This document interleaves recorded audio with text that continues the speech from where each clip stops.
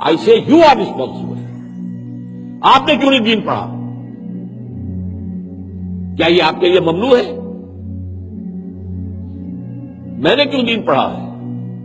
मैं तो डॉक्टर था, आप फार्मासिस्ट हैं, मेरे बेटों ने पढ़ा है, वो नमाज जुमा पढ़ा रहे हैं। तो ज्यादती क्या है? वो हमारी है।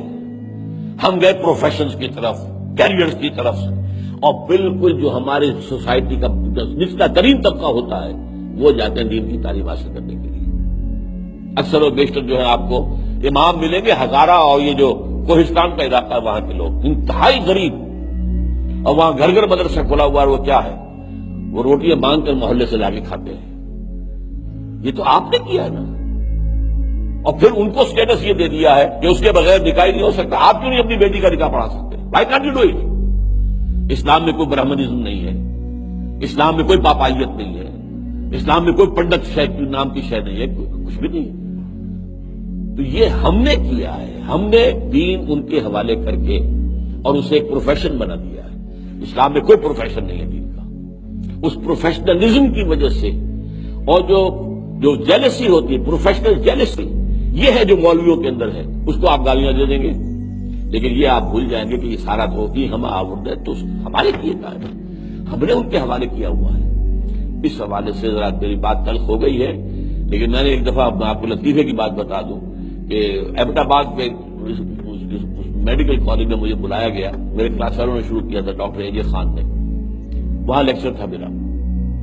तो जो असातिज़ा थे, प्रोफेसर वगैरह, वो बाद में चाय पे गुफ्तगू हो रही थी, जी हमें किसी तरीके से इन मौलवियों की मुसीबत से निजात दिलाइए।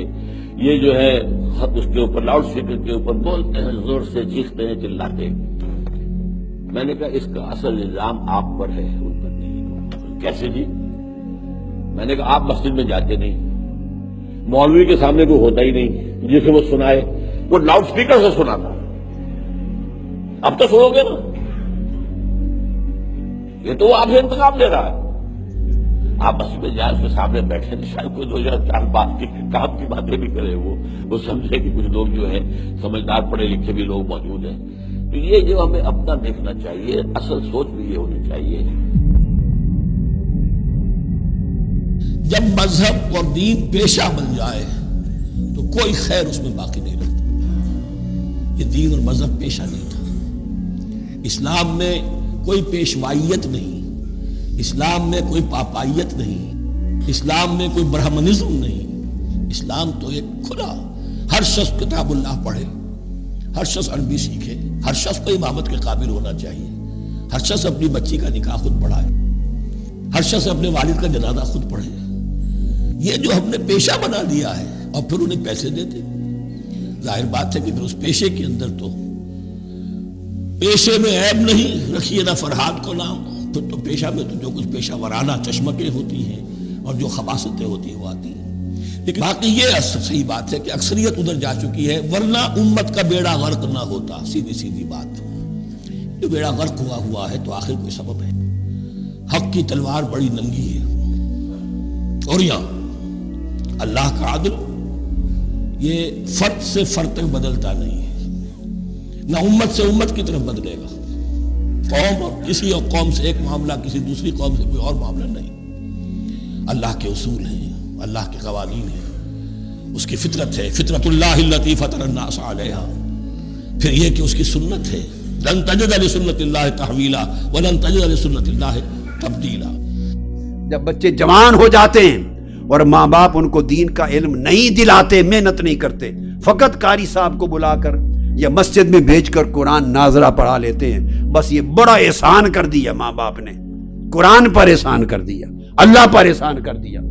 जी मैंने 40 पाउंड हफ्ते के देकर कारी साहब को बुला के बच्चों को कुरान नाजरा पढ़ा दिया, या 5-10 पाउंड रेगुलर देकर, या मैं फ्री ऑफ कास्ट पाकिस्तान में कुरान मजीद की क्लास में बच्चों को मस्जिद में भेजते हूँ, मौलवी साहब पढ़ाते हैं। बड़ा एहसान कर दिया अपने मौलवी साहब पर भी, मस्जिद पर भी, अल्लाह पर भी, दीन पर भी। जुल्म की इंतहा है। जरा मुआजना तो करो कि दुनिया का इल्म और दुनियादारी सिखाने पर औलाद पर कितनी मेहनत है, कितना खर्च करते हो, जिंदगी लगा देते हो, और उसके बरक्स कंपेयर करें دین سکھانے اور اولاد کی زندگی میں دین کو داخل کرنے کے لیے کتنی محنت کرتے ہیں، کتنا خرچ کرتے ہیں. دین تو مفت بھی ملے تو سیکھنے کو کوئی تیار نہیں. دین تو مفت ملے تو سیکھنے کو تیار نہیں. کتنا ظلم ہے. اور یونیورسٹی میں ہائر ایجوکیشن پر 10-10 ہزار پاؤنڈ دے کر بھی پڑھتے ہیں. سال کے لیے فیس دینی پڑے تو پڑھتے ہیں، ادھار اٹھا کر پڑھاتے ہیں، اور دین پر 100 روپیہ خرچ کرنے کو تیار نہیں. یہی وجہ ہے جب خاندان اچھے کھاتے پیتے لوگ اپنی اولادوں کو دین کے علم کے لیے نہیں بھیجیں گے تو غربت میں پسماندہ لوگ جن کے پاس بچوں کو پہنانے کے کپڑے نہیں، کھلانے کا کھانا نہیں ہے، جوتوں کے پیسے نہیں، روزگار کے پیسے نہیں، پھر وہ غربت زدہ لوگ اپنے بچوں کو بھیجیں گے اور وہ پھر آ کے علم حاصل کریں گے اور روزگار کے طور پہ دین کا علم یوز کریں گے. پھر دین کی تنخواہیں لیں گے امامت کی، پھر پیسے لیں گے. تو دین سارا غریبی میں سیکھا اور غریبی میں تنخواہوں کے ساتھ آگے سنایا. اس تبلیغ میں کس برکت کی آپ توقع کرتے ہیں؟ کیا توقع کرتے ہیں کہ ایسی تبلیغ سے کتنا انقلاب آ جائے آپ کے اندر، کتنی تبدیلی آ جائے، پھر آخرت کے نام پر دنیا کمائی جائے گئی اور کیا ہوگا. اور یہ اسی کا نتیجہ ہے، چونکہ دین کا علم نہیں دیا. اور یہ ہلاکت اہل سنت ہمارے عقیدے میں، میرے عقیدے والے لوگوں میں زیادہ ہوئی. جس کو اٹھاؤ کوئی مولوی پیسے لیے بغیر تقریر کرنے کو تیار نہیں، دین کا علم دینے کو تیار نہیں، الا ماشاء اللہ. کوئی کسی کو بلا لے، پہلے تو جاتے تھے تو اس وقت خدمت لیتے تھے، اب ریٹ طے کرتے ہیں ایکٹروں کی طرح، ناچ گانے والوں کی طرح ریٹ ہیں. اللہ کی عزت کی قسم میں آپ کو ذاتی مشاہدہ بتا رہا ہوں، اللہ کی عزت کی قسم. میں انڈیا میں تھا، نام نہیں لوں گا کسی کا، میرا مقصود نام نہیں سمجھانا ہے. نامور عالم ہیں، بہت بڑے بڑے بزرگوں کی اولاد ہے، بڑے بزرگوں کی ہستیوں کی اولاد، نامور عالم ہیں. ہر شخص اہل سنت میں سے ان کو جانتا ہے.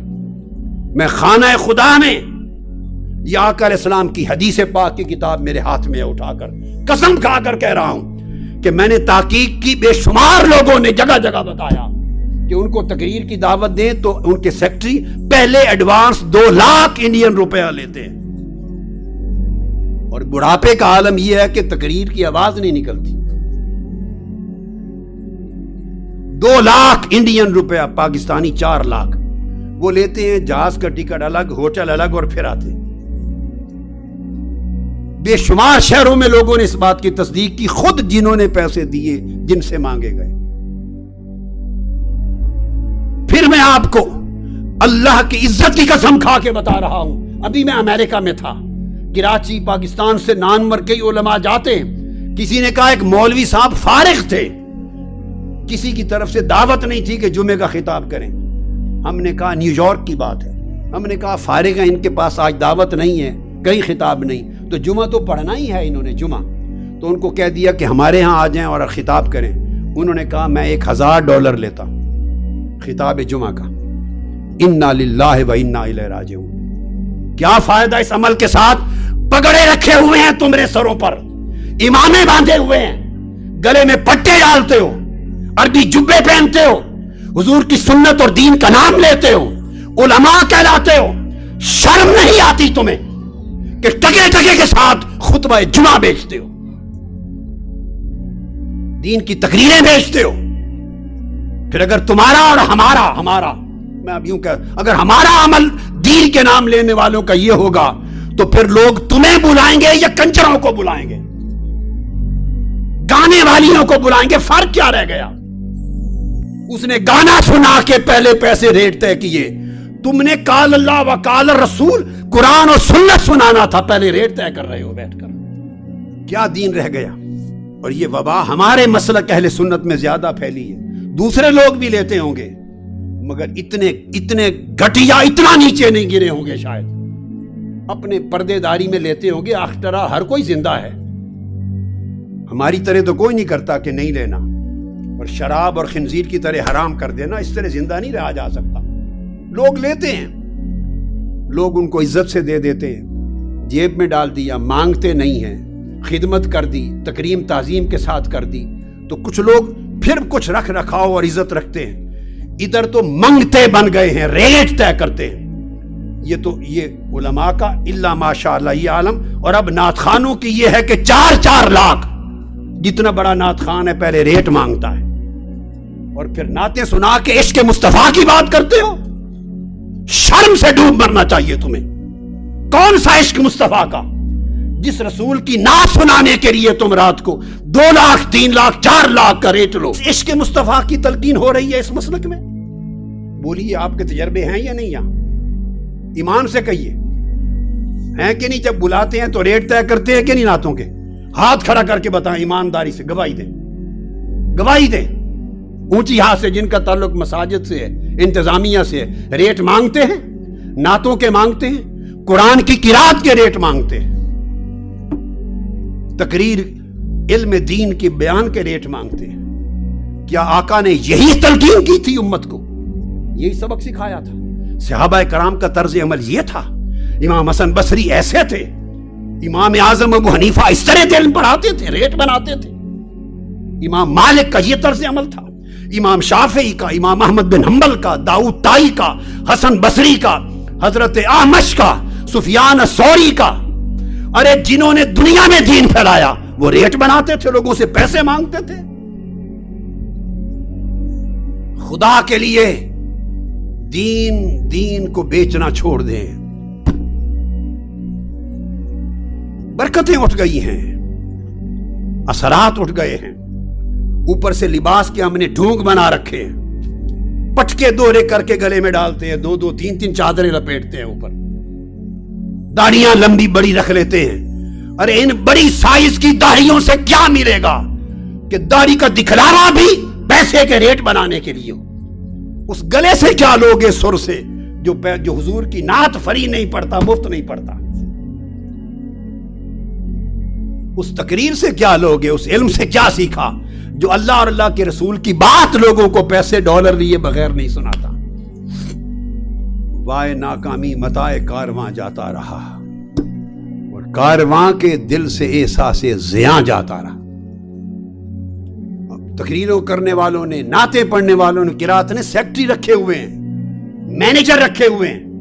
اب خود بات نہیں کرتے، کوئی آفر دے وہ سیکرٹری سے بات کر لو، وہ پھر ریٹ طے کرتا ہے، پھر وصولی کرتا ہے، پھر کنفرم کرتے ہیں، تو پھر اس کے بعد صاحب بہادر چلتے ہیں وہاں سے۔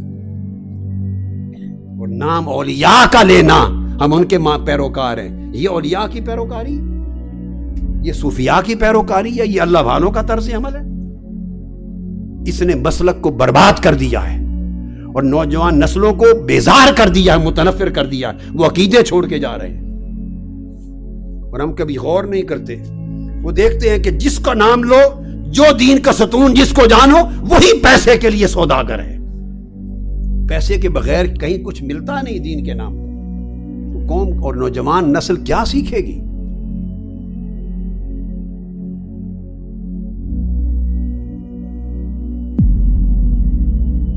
مسلمان اس قوم کا نام ہے جو ایک مشن اپنا دنیا میں رکھتی ہے۔ اسلام کی تبلیغ کبھی پیشہ ور مبلغین کے ذریعے سے نہیں ہوئی ہے، بلکہ ہر مسلمان ایک پیدائشی مبلغ ہے۔ مسلمان ہونے کی حیثیت سے اس کا کام یہ ہے کہ نہ صرف یہ کہ وہ خود مسلمان ہو، بلکہ اپنے قول سے، اپنے عمل سے، اپنے کردار سے، اپنی گفتگو سے، اپنے کردار سے، اپنی ہر چیز سے اسلام کی تبلیغ کرے اور دوسروں کو بتائے۔